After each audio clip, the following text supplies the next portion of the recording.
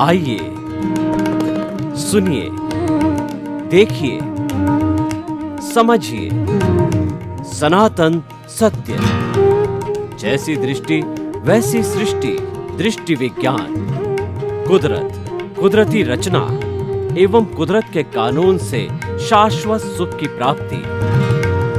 जोधपुर के परम पूज्य महात्मा उपासक प्रोफेसर डॉक्टर सोहन राज तातेड़ के निर्देशन में सनातन सत्य। जैसी दृष्टि वैसी सृष्टि, दृष्टि विज्ञान।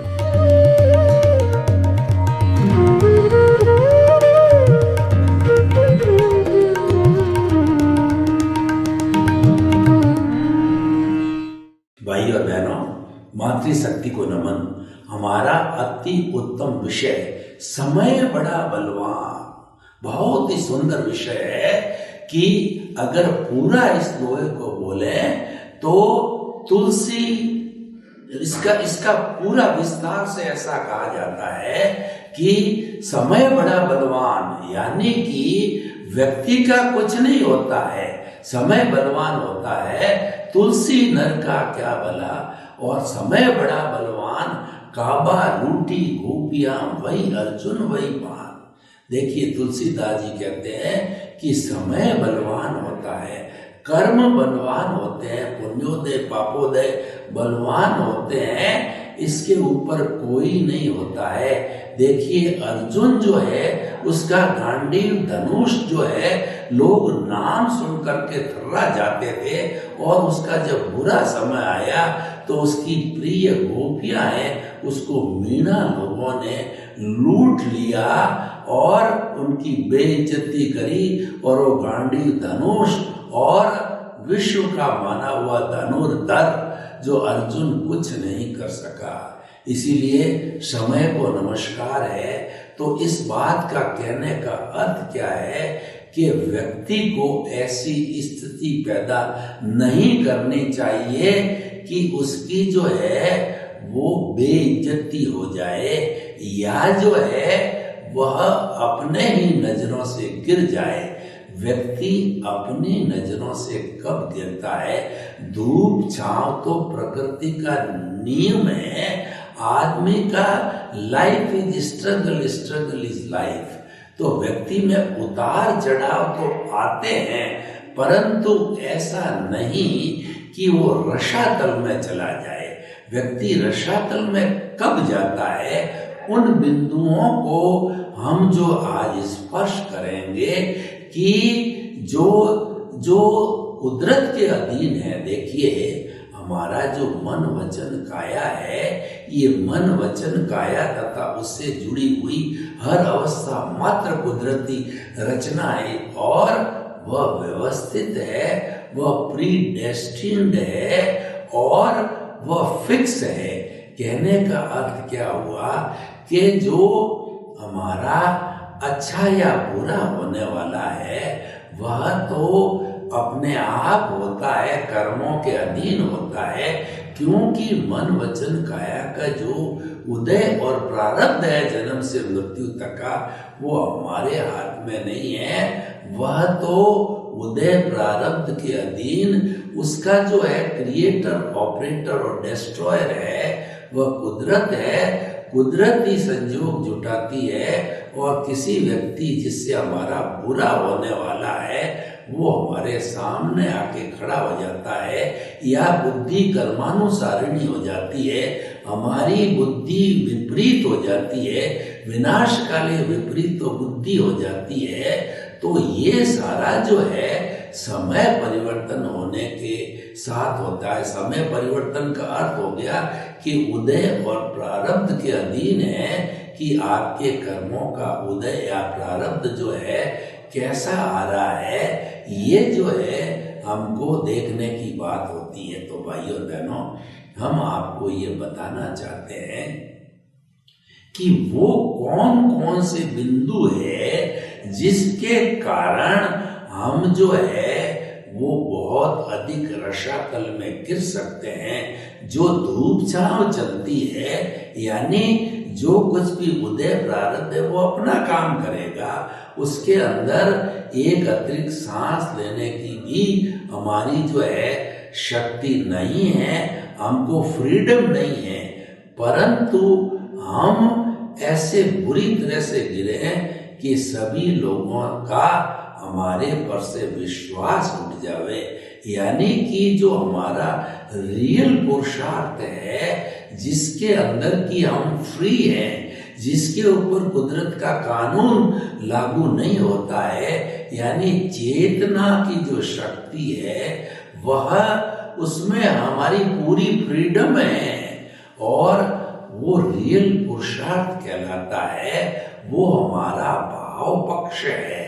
यानी कि मैं ये बात कहना चाहता हूँ कि आपका अच्छा बुरा समय कैसा ही चलता हो, उदय प्रारब्ध कैसे ही चलता हो, लेकिन आप उसके साथ जुड़ो मत। यानी कि आप जो है ये जो हमारा जो चल रहा है प्रकृति और पुरुष को अलग रखो।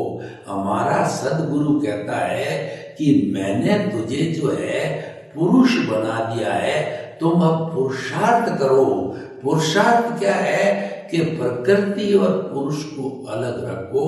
यानी कि जो आपका प्रकृति यानी मन वचन काया का उदय प्रारब्ध है, उसके साथ जुड़ना, वो जो है उससे ही सारी तकलीफ होती है। क्यों? तो राग द्वेष से युक्त होता है और राग द्वेष से युक्त होने के कारण राग द्वेष और मल्टीप्लाई होगा। यानी हमारा जो अज्ञान है, जो राग द्वेष रूपी, वो और मजबूत बनेगा। जबकि हम उसको पतला पाड़ने का कहते हैं। जो बार बार जो है गुरु अपने शिष्य को कहते हैं पतली पाड़, पतली पाड़, पतली पाड़। तो पतली क्या पाड़ना है?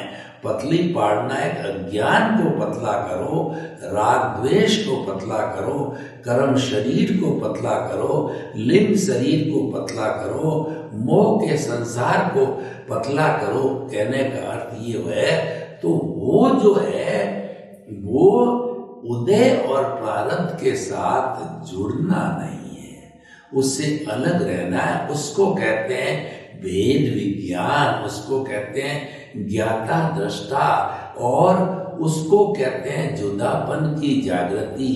ये तीनों चीजें हमारे भावों से जुड़ी हुई है। भावों के मामले में हम स्वतंत्र हैं। नए भाव कैसे डालने हैं? बीज अभी हमारे हाथ में है, हमने वपन नहीं किया है। वपन करने के बाद तो हम जो है पराधीन हो जाएंगे। यानी फिर तो हमारी मन वचन काया का उदय प्रारब्ध बनेगा जैसे होगा। तो इसीलिए यानी कि भाव जो है उसको हम निर्मल बनाए रखें, हम नए कॉजेज नहीं डालें। तो इसके मैं आपको उदाहरण देके बताना चाहता हूँ कि मान लीजिए कि हमारा जो पापोदय चल रहा है और कोई व्यक्ति हमको पापोदय के अधीन जैसा उदय है उसके अनुसार हमको गाली गलोच, मार पीट, मुक्का थप्पड़, लाठी मारने के लिए आया है, तो हम अगर जो है हमारे पास में ज्ञान है तो उसकी एप्लीकेशन करो। वो ज्ञान क्या कहता है कि ये कुदरती रचना है और ये कुदरत के अधीन हो रही है, तो कुदरती रचना मानते हुए आप वहां पर जो है सम रहो, उस पर रिएक्शन मत करो, उस पर प्रतिक्रिया व्यक्ति रखो, उस वक्त में साइलेंट रहो। क्योंकि आग लगी हुई है, उस आग में आप घी डालोगे तो आग वो ज़्यादा विस्तार लेगी और जो व्यक्ति आपको गाली गलौज कर रहा है वो थोड़ी देर के बाद में वो आग अपने आप ठंडी हो जाएगी। यानी कि अगर आप उसकी प्रतिक्रिया नहीं करते हो तो वह आपने अस्वीकार करी और जितना भी उसने किया है वो वापस लौट जाएगा, या आपका जो उदय प्रारब्ध का जो है आपकी एनओसी हो गई, हिसाब क्लियर हो गया, डेबिट क्रेडिट क्लियर हो गया आपका, तो यह तो आपके लिए अच्छा हुआ, आप हल्के हो गए, आप शुद्ध हो गए। यानी जो कुछ भी घटना घटित हो रही है उसको आप कुदरती रचना मानो, जानो, देखो, विश्वास करो, उसके ऊपर प्रतिक्रिया मत करो, उसके साथ जुड़ो मत, उसके मध्यस्थ रहो, उसकी उपेक्षा करो, आप साइलेंट रहो, आप समभाव में रहो, आप शांति में रहो। तो भाइयों और बहनों, ये सबसे बड़ा अच्छा सूत्र हमारे पास में है, कुदरती रचना देखना। इसको सम्यक तप कहते हैं। अगर हम बचपन से लगा करके मृत्यु तक जो है कुदरती जो रचना घटित हो रही है वो कुदरत के द्वारा घटित की जा रही है, क्योंकि हमने जब पिछले जन्म में हमारा आयुष्य समाप्त किया तो हमारी अंश और सीट जो है कुदरत के पास चली गई, और कुदरत ने ही जिम्मेवारी लेके हमको जन्म दिया और हमारा पालन पोषण कर रही है, हमारा नहीं, समस्त जीवित प्राणियों का वही जन्म देती है, पालन पोषण करती है। और उसके साथ में मनुष्य जैसे प्राणी होते हैं तो जीवन भर मन वचन काया की समस्त क्रियाओं का उदय प्रारब्ध वो भोग करते हैं और उसके अनुरूप ही उनको परिणाम मिलता है। तो भाइयों और बहनों, हम आपको बताना चाहते हैं, बहुत अच्छा सूत्र है, सम्यक तप है। और देखिए कि अगर हमको हमारे पुण्योदय से, भाग्योदय से अगर हम अंतरात्मा बन गए, यानी हमको सद्गुरु का स्पर्श हो गया और ज्ञानी पुरुष मिल गए और उन्होंने हमें अंतरात्मा पद पर बिठा दिया, उसके पहले तो हम बहिरात्मा हैं, कोई सुधार की गुंजाइश नहीं है। निश्चित रूप से जो है हम जैसे वो कर रहा है टिट फॉर टैट करेंगे, नेले का जवाब द्याला देंगे और ईंट का जवाब पत्थर देंगे, क्योंकि ये मानव प्रकृति और ये बहिरात्मा का लक्षण है।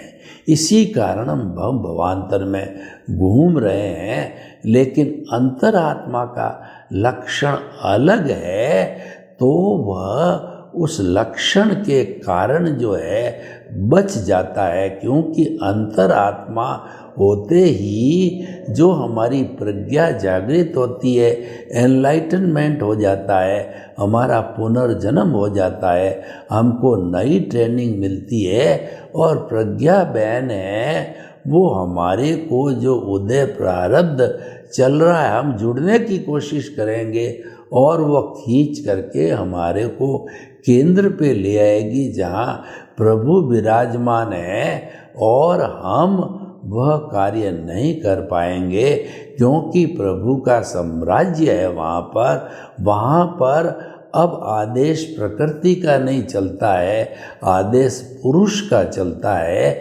यानी हमारे नए भाव नहीं पड़ेंगे। ये अगर प्रैक्टिस हो जाती है, ये प्रैक्टिस भगवान महावीर ने की थी। महावीर ने जब जो दीक्षा ले ली थी तो उन्होंने देखा कि मेरे जो कर्म हैं और 23 तीर्थंकरों के कर्म हैं उससे भी मेरे भारी कर्म हैं, तो भगवान ने क्या किया कि उन्होंने अपने वो अंतर आत्मा पद पर आ गए और उन्होंने अपने प्रभु को जो है दर्शन केंद्र पर बिठा दिया, यानी वो आत्म प्रदेशों के अंदर चले गए। उन्होंने जो है प्रकृति और पुरुष को जुदा जुदा रखा, उन्होंने जो है वो आने वाले फोर्स के साथ में वो कभी नहीं जुड़े, उससे प्रभावित नहीं हुए। तो मन वचन काया उदय प्रारब्ध अपना काम करती रही और वह एनओसी आती रही और 12.5 वर्ष के अंदर पूरा जो है कर्मों की उदीर्ण होके कर्म जो है उदय प्रारब्ध में आकर के और वो समाप्त हो गए, यानी अकाउंट क्लियर हो गया। और 1.5 वर्ष आराम के बाद के अंदर भगवान जो है उन्होंने 8वीं क्षपक श्रेणी ली। उसी समय से प्रभु जो है अपने औदारिक शरीर के अंदर जो है वो परमात्मा बन गए थे, भगवान बन गए थे। फिर 9वां 10वां गुण स्थान स्पर्श किया, 11वां को छोड़ के 12वें गुण स्थान में आकर के वो वीतराग हो गए। ये अंतर मुहूर्त के हैं। 8वें के बाद 9वां 10वां अंतर मुहूर्त का है, जो सबसे बड़ा जो समय जिसमें लगता है पहला मिथ्यात्व गुण स्थान है, उसके बाद में 5वां 6ठा और फिर जो है 13वां। ये जो है पहला 5वां 6ठा और 13वां ये ज़्यादा समय के गुण स्थान हैं, बाकी सब अंतर मुहूर्त वाले हैं, यानी नेग्लेजिबल टाइम में वो पार करता रहता है। जो सबसे ज़्यादा जो रुकता है वो 4थे 5वें और 6ठे, चौथा जो गुण स्थान है वो देवता वगैरह इस गुण स्थान में रहते हैं, यानी कि उनको जो है ये भ्रम रहता है। मिश्र गुण स्थान होता है तीसरा, और चौथा जो है वो अप्रत्याख्यानी गुण स्थान होता है। 5वें में श्रावक होता है, व्रतावर्ती होता है, और 6ठे में व्रती यानी साधु बनता है, और 7वां 8वां अंतर मुहूर्त का, और 9वां 10वां अंतर मुहूर्त, 11वां को छोड़ के 12वें में अंतर मुहूर्त हो गए, और 13वें में अंतर मुहूर्त के अंदर वो केवल ज्ञान को प्राप्त हुए। ये लंबा समय होता है, और वो आयुष्य भोग करके, और 14वें गुण स्थान के अंदर जो है अ उ री ली रिंग 5 शब्द बोले, जितने के अंदर आत्मा जो है वो शरीर का व्युत्सर्ग, पहले मन का व्युत्सर्ग, फिर वचन का व्युत्सर्ग, और फिर काया का 2/3 की अवगाहना का व्युत्सर्ग है, वो होकर के और आत्मा सिद्ध बुद्ध और मुक्त बन जाती है। तो भाई और बहनों, हम आपको ये बताना चाहते हैं कि जो हमारी जो ये सारी जो प्रकृति है वो सब उसके साथ में पुरुष को जोड़ना नहीं, ये सबसे बड़ी साधना है। यानी कि हमको जो है वो कुदरती रचना देखना, मानना, जानना, ये सम्यक तप करते रहना चाहिए। सम्यक ज्ञान, सम्यक दर्शन तो अंतरात्मा बनते ही हमको हो जाता है, और जब केंद्र के अंदर भगवान विराजमान होते हैं तो सम्यक ज्ञान, सम्यक दर्शन उनके गुण होते हैं, तो गुणी से गुण अलग नहीं होता है, और प्रभु विराजमान है, प्रभु का साम्राज्य है, तो उसके ऊपर प्रकृति का कानून नहीं लगता है, और हम जुदापन की जागृति, ज्ञाता दृष्टा और भेद विज्ञान करते करते वह जो है शाश्वत सुख की नींव लगाते लगाते और कुछ भवों में वो शाश्वत सुख को प्राप्त कर लेते हैं। तो भाई और बहनों, समय बड़ा बलवान कहने का अर्थ ये है कि हमें जो है ये समय बड़ा बलवान का अर्थ ये हुआ कि हमारा उदय प्रारब्ध है वो बलवान होता है। तो इसीलिए जो है ये कहा गया है कि रंगमंच यह जगत है, कर्म खिलावन हार, और नाना रूप बनाए के चेतन खेलन हार।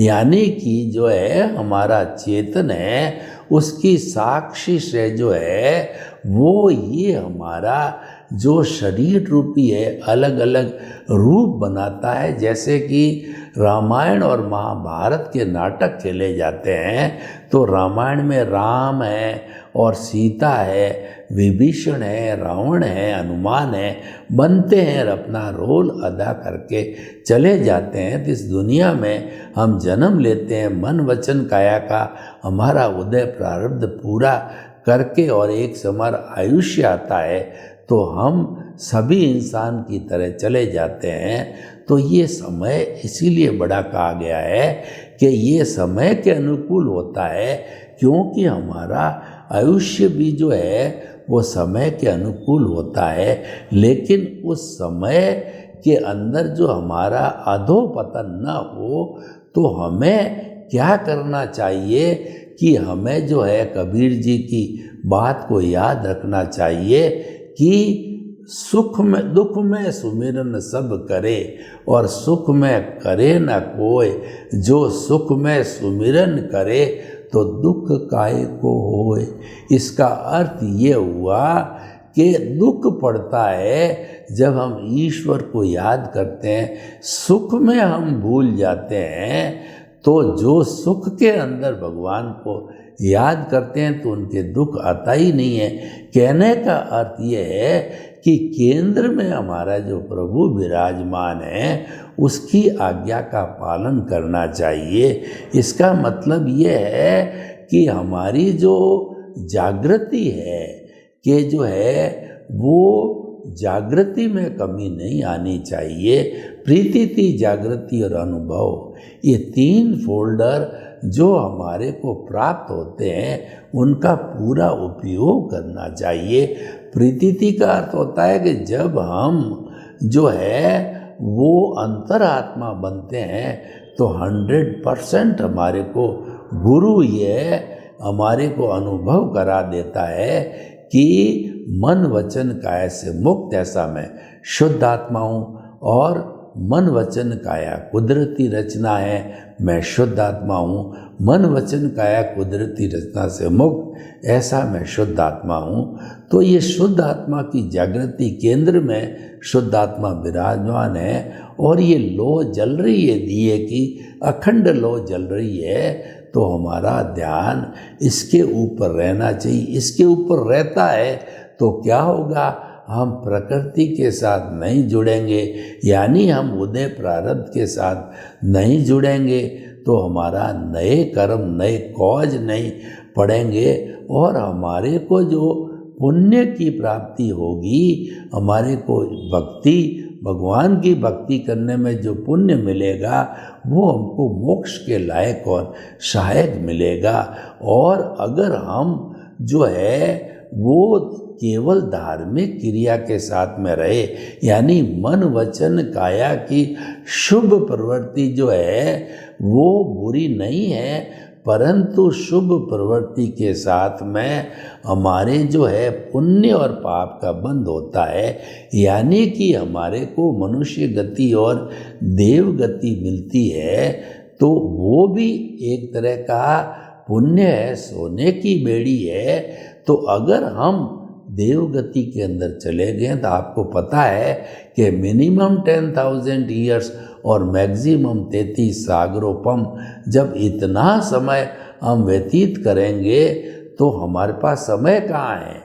देखिए, मैं आपको उदाहरण देना चाहता हूँ कि मुझे अगर जोधपुर से बॉम्बे जाना है तो 2-3 तरह के व्यू पॉइंट के लोग होते हैं। एक तो ये देखते हैं मुझे तो आराम से जाना है, मैं तो लोकल ट्रेन से दृश्य देखता देखता जाऊंगा, तो ये व्यक्ति का मतलब संसार में भटकना है। दूसरे लोग ये होते हैं जो इससे फास्ट गाड़ी से जाते हैं, उनका होता। और तीसरे ये होते हैं जो कि फ्लाइट से जाने का करते हैं। तो फ्लाइट से जाने का अर्थ हुआ कि वो अक्रम विज्ञान बोलते हैं, क्रम नहीं है, यानी कि जो हमारा क्रमिक मार्ग है वो मन वचन काया की शुभ प्रवृत्ति से धार्मिक क्रिया होती है और उस धार्मिक क्रिया से जो है पुण्य पाप का बंध होता है। यानी कि जो है दृष्टि जो है बदलनी किस लिए कि हम सृष्टि को बदलना चालू करते हैं। हम सृष्टि को टच नहीं करते हैं, हम तो दृष्टि बदल देते हैं, यानी हमारी दृष्टि जो ऊर्ध्वमुखी हो जाती है। हम तो केवल आत्मचिंतन में लग जाते हैं। हरि अनंत, हरि कथा अनंत। अगर समय हमारा विरुद्ध में चल रहा है तो भी हम हरि के संपर्क में हैं और हमारे पक्ष में चल रहा है पुण्योदय चल रहा है तो भी हम हरि के पक्ष में है। तो कहने करती है कि हरि के पलड़े में रहना वही जागृति है, सतत जागृति है, वह सतत जागृति बनती रहती है। तो तीसरा जो हमारा ग्राफ होता है वो जागृति 15% होती है, प्रीति 100% होती है, और हमारा अनुभव 2% का जो ग्राफ बनना चालू होता है, और हम जागृति को 100% बनाए रखते हैं। यानी हम आत्मा के पाले में रहते हैं, चेतन के पाले में रहते हैं। तो हमारा अनुभव धीरे धीरे इस चेतन के पाले में रहने के साथ साथ 2 डिग्री से 360 डिग्री तक पहुंच जाता है। यानी हाईएस्ट स्टेज तीनों ग्राफ की आ गई कि हमारा 100% प्रीति थी फुल, और जागृति 100% फुल, अनुभव 360 डिग्री का फुल। यानी कि आपने थर्मामीटर लगाया और थर्मामीटर पे 98.4 से पारा ऊपर चढ़ना चालू हुआ, 102 पे आके फिक्स हो गया। आपने जो है वो ब्लड प्रेशर नापने का जो मीटर लगाया और पारा बढ़ते बढ़ते 180 डिग्री पे आके फिक्स हो गया। यानी आपका बीपी हायर साइड में 180 है, लोअर साइड में 80 पे अटकता है, और आपका बुखार 102 डिग्री का है। ये हमको पारे के टॉप पर पहुंचने पर होता है। तो पारा जब ऊपर टॉप पर पहुंच गया तो पहुंच जाने के बाद के अंदर जो है वो हमारा ये सारा जो है हमारा केवल दर्शन की स्थिति आ जाती है। तो समय बड़ा बलवान से हम क्या समझे कि अगर हमारे अच्छा समय चलता है तो भी हम केंद्र में आत्मा के साथ रहें, बुरा समय चल रहा है तो भी केंद्र में आत्मा के साथ रहें, क्योंकि केंद्र में रहने से हमारे जो है वो शाश्वत सुख की नींव लग सकती है। केंद्र के साथ न रहने से शाश्वत सुख की नींव नहीं लग सकती, और नींव नहीं लग सकती है तो मानव जीवन का कोई उपयोग नहीं है। और जब हम नींव ही नहीं लगाए पाएंगे तो शाश्वत सुख कैसे मिलेगा। नींव लगाने का अर्थ होता है कि हमारा आत्मा का स्पर्श चालू हुआ, और स्पर्श बढ़ते बढ़ते हमारा अनुभव बढ़ता जाता है। तो आत्मा की अनुभूति भी बढ़ती है, और जब 360 डिग्री का अनुभव होता है तो आत्मा को हमने पा लिया, हमने अपने आप को पूरा जान लिया। वो केवल दर्शन है, हाईएस्ट पुरुषार्थ है, और उसकी परिणति केवल ज्ञान होती नेक्स्ट बर्थ में। यानी हम सिद्ध बुद्ध और मुक्त बन गए। तो भाई और बहनों, समय वास्तव में बड़ा बलवान होता है। समय को नमस्कार है, यानी हमारे उदय प्रारब्ध को नमस्कार है, हमारे पुण्य पाप को नमस्कार है। और इसको नमस्कार करने का स्थायी रूप क्या है कि प्रकृति और पुरुष को अलग रखो।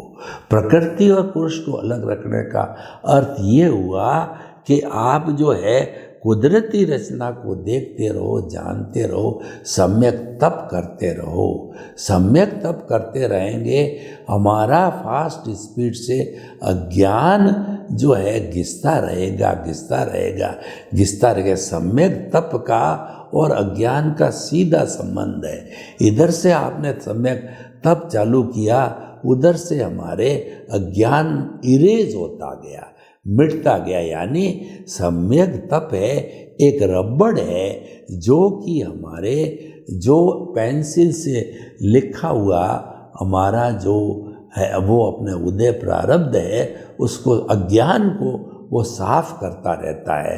तो भाई और बहनों, इस अच्छे विषय के लिए हम जो है अपने जो है पुरुषार्थ का उपयोग करें। सर्वे भवन्तु सुखिनः, सर्वे सन्तु निरामया।